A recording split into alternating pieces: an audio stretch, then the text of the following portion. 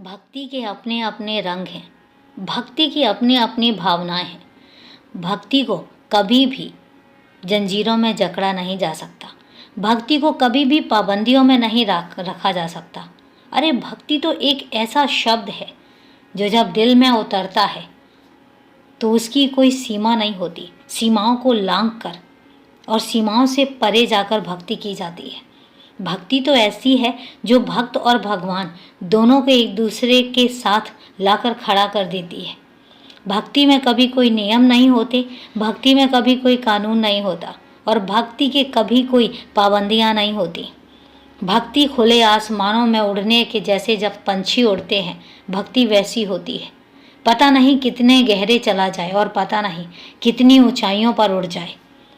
जब भक्त के मन में भक्ति उत्पन्न होती है तो उसका मन कहाँ कहाँ गोते खाता है और वो अपने भगवान को किस तरीके से सोचता है, किस तरीके से उसकी कल्पना करता है, ये सिर्फ और सिर्फ एक भक्त के बस में होता है।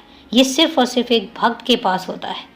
इसके अलावा कोई तीसरा नहीं होता जो तुम्हें ये सिखा सके कि भक्ति होती क्या है। भक्ति जब मन में आती है तो वो कभी किसी के कहने पर नहीं आती, वो कभी किसी के समझाने पर नहीं आती और कभी ज़बरदस्ती करने पर भी नहीं आती। तुम सोचो कि सुबह सुबह उठ के और तुम अपना बस भक्ति में लीन हो जाओ, ऐसा कई बार नहीं होता। कई बार तुम्हारा मन करता है कि तुम इसके अलावा भी कुछ और करो। नहीं मन लगता उस समय तुम्हारा, तो कोई ज़बरदस्ती नहीं है। तुम्हारा जब मन लगता है, तुम्हें जब दिल करता है कि अब तुम्हारा अपने भगवान के साथ, अपने ईश्वर के साथ जुड़ने का समय आ गया है और अब तुम आंख बंद करके सिर्फ और सिर्फ अपने ईश्वर को सोचोगे, भक्ति वहाँ से शुरू हो जाती है। इसलिए कभी अपने को पाबंदियों में मत बांधो। तुम्हें किसी भी रिश्ते में, किसी भी बंधन में मैं बंधने के लिए नहीं कहता हूँ। अरे भक्ति और भक्त तो ऐसा है कि जिस तरीके से एक पतंग है वो खुले आसमान में बस उड़ती चली जाती है, उसको रास्ता नहीं पता, उसको मंजिल नहीं पता, वो उड़ती है। बस एक डोर होती है जो एक इंसान के हाथ में होती है। बस उसी तरीके से भक्ति का है।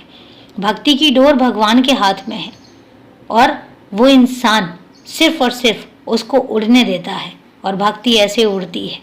आज तुम्हें मैं इसलिए कह रहा हूँ क्योंकि तुम्हारे मन में कई बार सवाल उठते हैं। कई बार तो मेरा पाठ भी नहीं कर पाते हो, कई बार छूट भी जाता है और उसके बाद तुम्हारे मन में ख्याल आता है कि अरे आज तो मैंने बाबा का पाठ नहीं किया, कहीं बाबा मुझसे नाराज़ तो नहीं हो जाएंगे।